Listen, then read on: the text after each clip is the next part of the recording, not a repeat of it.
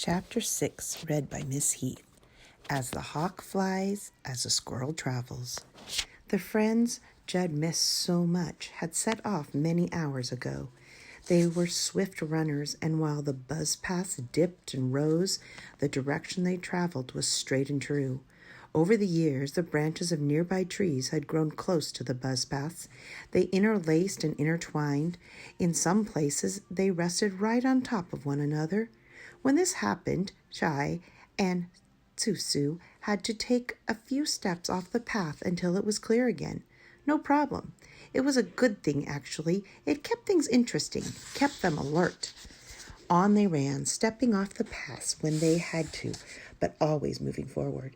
Now and again, whoever had been behind for a while would spring around and get in front.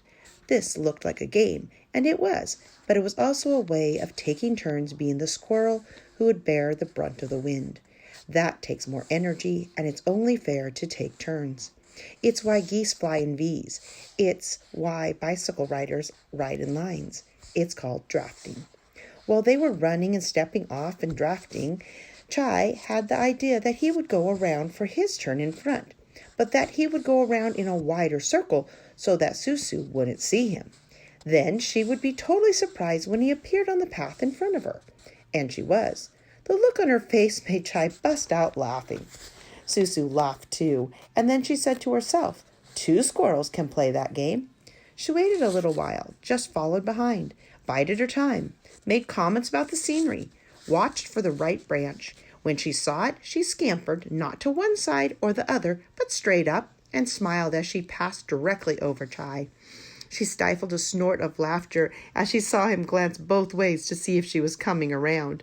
With as much stealth and speed as she could muster, she bolted far forward and scrambled back down. She sat on a branch just over the path and worked to slow her breathing to its normal rate. She pretended to be examining her paw. "Oh, there you are," she said when Chai appeared. "Did you stop for a nap or what?" Chai pulled up short at the sound of her voice. He looked at her, his brow furrowed, his mouth open, but only for a second. "Okay then," he said, and in a blur of fur, he shot past her. She grinned, flew off after him. It was a race now. Squirrel nature took over. Above and below, right and left, on the path, then off. They laughed with joy as they sailed from one slim, shapely branch to a perfect bounce landing onto the tip of another really great branch, which often led to another really great branch, which led, of course, to another really, really great branch. Sometimes Chai was ahead, sometimes Susu. It really didn't matter, except that it did. It mattered just enough for both of them to run as fast as they could and as far as they could. Neither one noticed that at some point, it was pretty early on, they stepped off the buzz path completely and didn't step back on. They ran in some new direction, a bunch of new directions. They weren't thinking about directions at all. They were free running. They ran and ran until an especially demanding leap took the breath right out of them. They slowed, huffing and puffing to a stop. "Best race ever," said Susu, gasping for air. "I think you won, though." "No, you won," said Chai, leaning against a mighty trunk. "But only because I let you." "Like fun," said Susu. "My shin splints are the only reason you could even keep up." "Yeah, right," said Chai, "if that makes you feel better." At that moment, a nut fell from above right into his paws. They looked at each other and laughed. "Lunch," said Susu. Chai squinted up at the sun. "It must be closer to dinner," he said. He turned around to try to figure out where they were, and then he realized where they weren't. "Susu," he began tentatively, but Susu had realized it too. "What kind of fools are we?" she said.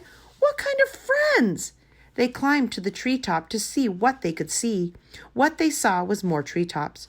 Treetops that glowed green and gold and persimmon in the late afternoon sunlight. They rippled in every direction, a sunlit bumpy surface. Beautiful but confusing because everything looked the same. "Stupid, stupid, bone-crunching stupid," said Chai. "Will you stop it?" said Susu. "Okay, we're stupid, but what do we do now?" "Right," said Chai. "Okay. Oh, wait. Look over there." He pointed, and Susu looked. In the distance, she could barely make out the top of the silver egg, the great beak, the line of frozen spider webs. They were tinier than usual and arranged differently, and it took a minute or two for Chai and Susu to figure out that this was because they had traveled sideways and backward and slantwise, and they had ended up in who knows where. "Nuts," said Susu. "I can't believe we ran that far. It didn't seem like we were racing for that long." "I can't believe we have to run back," said Chai. "What were we thinking?" said Susu. "Yeah," said Chai. "Let's go then." Doggedly, they made their way. Over and over, they had to climb up high and check their bearings.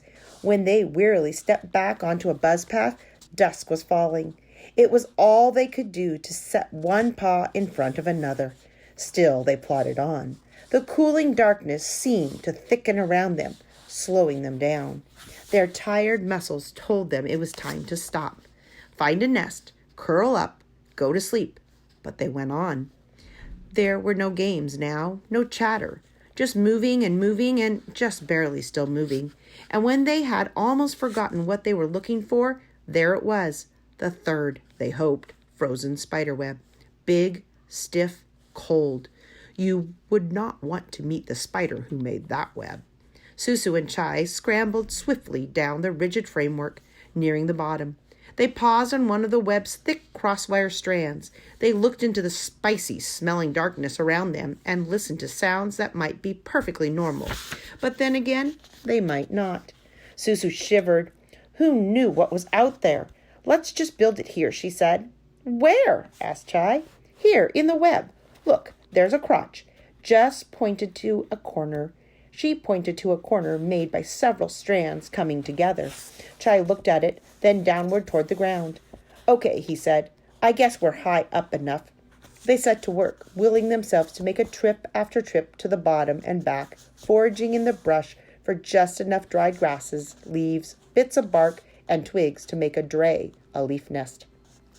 It was the sloppiest dray ever, but it would have to do. Exhausted, they crawled inside. As Susu lay down under her fluff of tail, the miles they had traveled reeled through her mind. It was possible, she realized, for Judd to have traveled just as many, in any direction at all. But she was too tired to think about that. She would think about it tomorrow.